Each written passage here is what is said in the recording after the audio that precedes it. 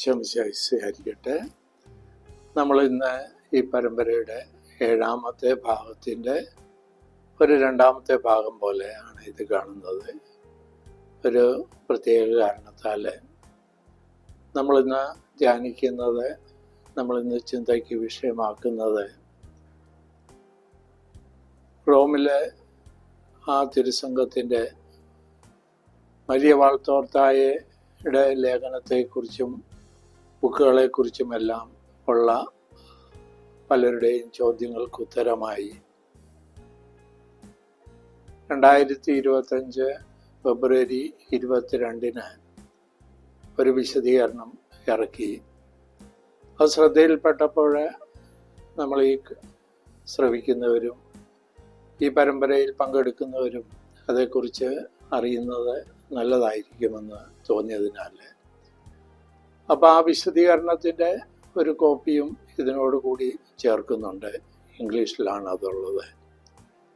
അപ്പം അതിനെക്കുറിച്ച് പറയുന്നത് മരിയ വാൾത്തോർത്തായിക്ക് കിട്ടിയ ദർശനങ്ങളും വെളിപ്പെടുത്തലുകളും സന്ദേശങ്ങളുമെല്ലാം അത് ദൈവിക നിവേശിതമാണെന്ന് നമ്മൾ ധരിക്കേണ്ട കാര്യമില്ല.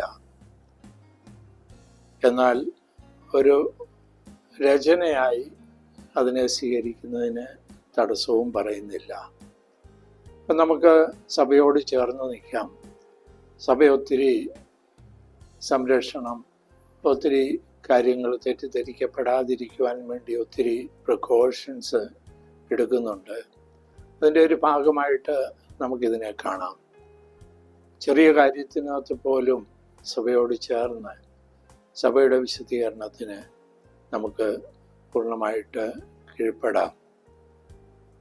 ഈ സമയത്ത് എനിക്ക് തോന്നിയ മറ്റൊരു കാര്യം, നമ്മൾ നേരത്തെ തന്നെ കാണുന്നു, പല പിതാക്കന്മാർ, പടിയറ കാർഡിനലും പൂനെയിലെ ബിഷപ്പ് ഇതിനെക്കുറിച്ച് പറയുന്നത് 1992 അങ്ങേരുടെ ഒരു കത്തിൽ കൂടി പറയുന്നത് ഇതെന്നെയും എൻ്റെ മിനിസ്ട്രിയെയും വളരെയധികം ശക്തിപ്പെടുത്തിയിട്ടുള്ള ഒരു ഗ്രന്ഥമാണ്.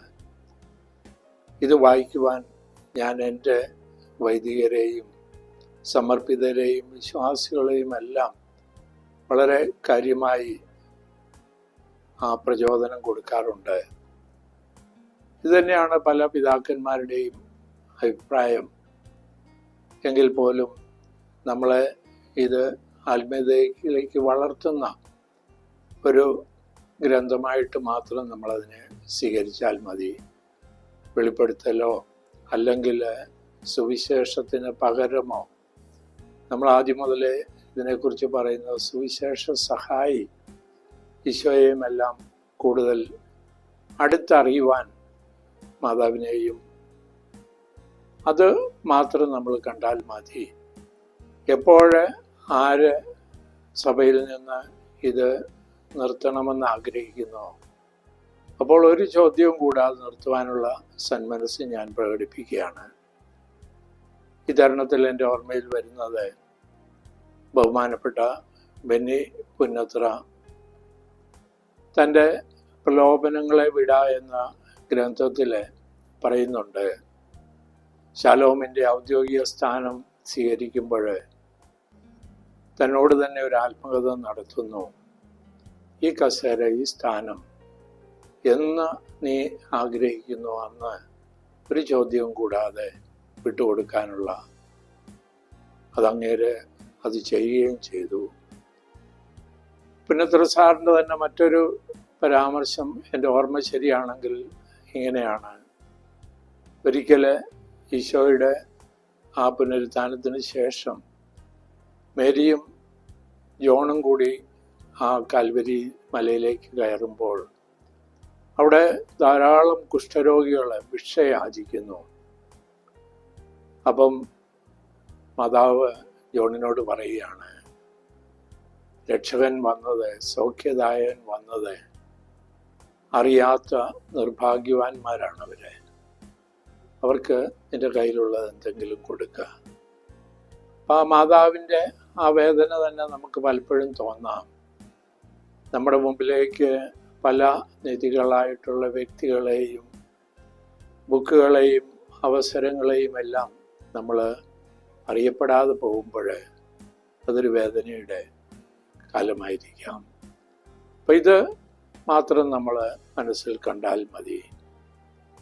അതുപോലെ എൻ്റെ മനസ്സിലോട്ട് വന്ന ഒരു സരസമായിട്ടുള്ള ഒരു സംഭവം, ഇത് ഈ സമയത്ത് എൻ്റെ ഓർമ്മ വരുന്നത് ഇങ്ങനെയാണ്.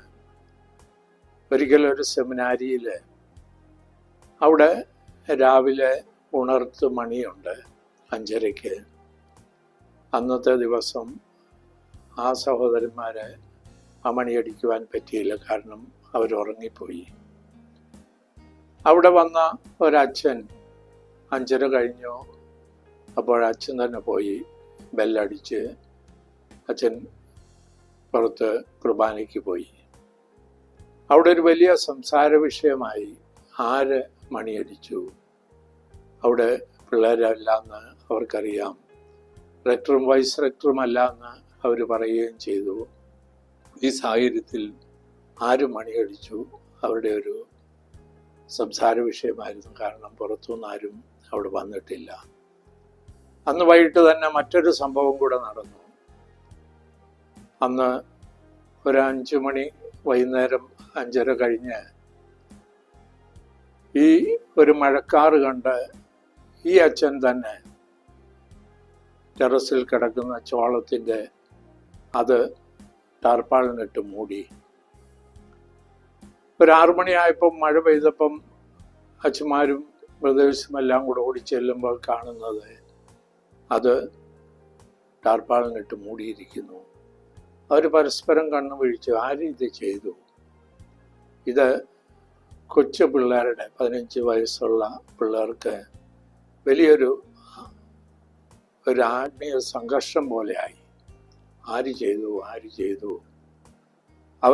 അവരുടെ പിഞ്ചു മനസ്സിൽ നിഗമനത്തിലെത്തിയത് പിശാച് വന്ന് മണിയടിച്ചു. പിശാച് വന്ന് ആ ചോളം മഴ നനയാതെ ടാർപ്പാളിനിട്ട് മൂടി. ഈ അച്ഛൻ്റെ അടുത്ത് അടുത്ത ദിവസം പിള്ളേർ വന്ന് പറയുകയാണ്, അച്ഛാ ഞങ്ങൾക്കാകെ പേടിയാവുന്നു, ഇങ്ങനെയൊക്കെ പലതും നടക്കുന്നു, സ്റ്റെയർ കേസിൽ കൂടി ശബ്ദം കേൾക്കുന്നു, ആരെയും കാണുന്നില്ല. ഇങ്ങനെയൊക്കെ പറഞ്ഞപ്പോൾ അച്ഛൻ ചിരിച്ചുകൊണ്ട് പറഞ്ഞു, അങ്ങനെയുള്ള പിശാച് നല്ല പിശാചാണല്ലോ. സമയത്തിന് പ്രാർത്ഥിക്കാൻ വേണ്ടി മണിയടിക്കുകയും ചോളം നഷ്ടപ്പെടാതിരിക്കാൻ വേണ്ടി മഴയിൽ നിന്ന് അത് മൂടി സൂക്ഷിക്കുകയും ഒക്കെ ചെയ്യുന്ന, എന്നിട്ടും പിള്ളേരുടെ പേടി മാറാഞ്ഞപ്പോൾ അച്ഛൻ തന്നെ പറഞ്ഞു, ഞാനാണ് അത് ചെയ്തത്. ഒരുപക്ഷെ ഇതുപോലുള്ള നമ്മുടെ പേടികൾ, സംശയങ്ങൾ എല്ലാം അത് മാറ്റാനും കൂടി വേണ്ടിയാണ് ഇതിനെക്കുറിച്ച് നമ്മുടെ യുക്തിക്കനുസരിച്ച്, കർത്താവ് നമുക്ക് തരുന്ന പ്രേരണയ്ക്കനുസരിച്ച് ഇതിനെ സ്വീകരിക്കുകയോ സ്വീകരിക്കാതിരിക്കുകയോ നമുക്ക് ചെയ്യാം. പക്ഷേ കിംവദന്തികൾ, പേടിപ്പെടുത്തലുകൾ, പിശാചിൻ്റെ പ്രവർത്തനം, ഇങ്ങനെയുള്ളതൊക്കെ നമുക്ക് അറിയത്തില്ലെങ്കിൽ അതിനെക്കുറിച്ച് കൂടുതൽ നമ്മൾ തലയിടാതിരിക്കുന്നതായിരിക്കും നല്ലത് എന്നുള്ളൊരു അഭിപ്രായം കൂടി പ്രകടിപ്പിക്കുവാൻ വേണ്ടിയാണ് ഈ 7ാമത്തെ പരമ്പരയുടെ 2ാമത്തെ ഭാഗമായിട്ട് ഇത് അവതരിപ്പിക്കുന്നത്. നമുക്കെല്ലാവർക്കും കർത്താവ് നമുക്ക് ആഴത്തിലുള്ള ആ നന്മതിന്മയെ തിരിച്ചറിയുവാനുള്ള കൃപ തരണമേ എന്ന് പ്രാർത്ഥിക്കാം. ആമേൻ.